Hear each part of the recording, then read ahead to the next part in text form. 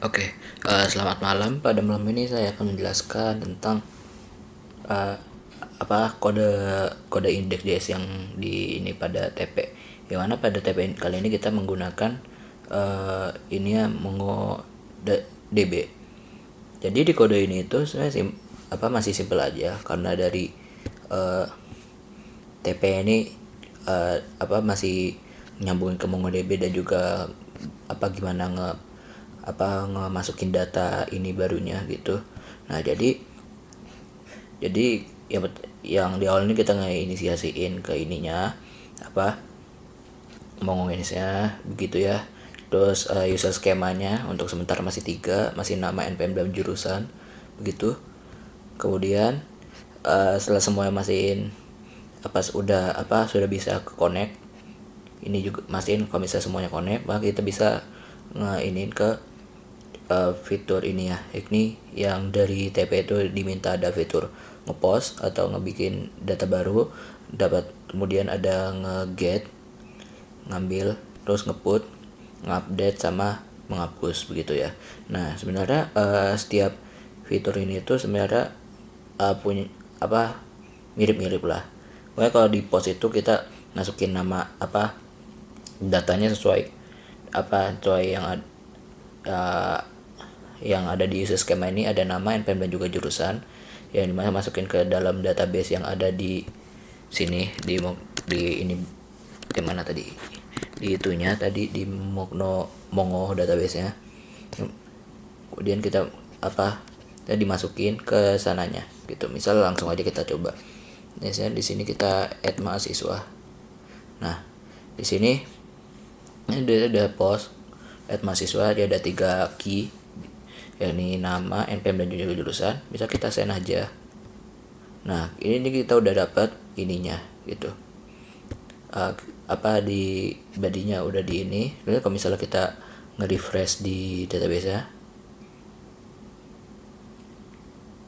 Nah, ini sudah muncul begitu ya. Nah, kemudian lanjut yang kedua adalah get mahasiswa. Yakni dia bakal ngambil semua data mahasiswa yang tersimpan pada database tersebut gitu.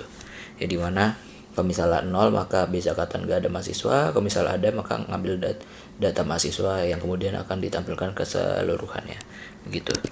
Oke, langsung aja kita kedua get mahasiswa, kita langsung aja send.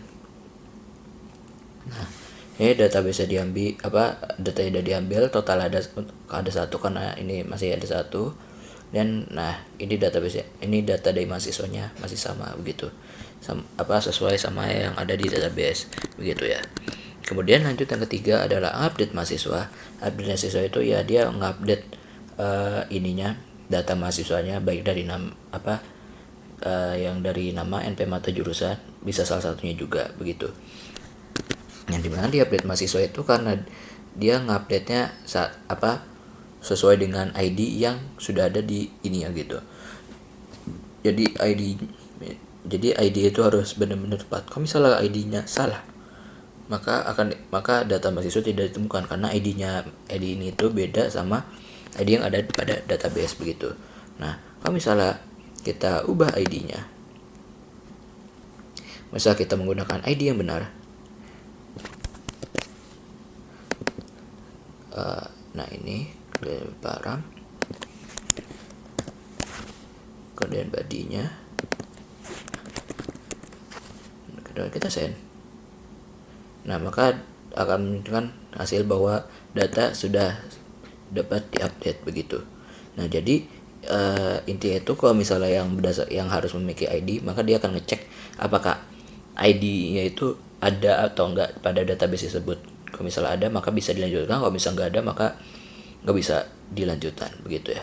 Nah ini ya sudah diupdate. Nah, yang terakhir adalah delete.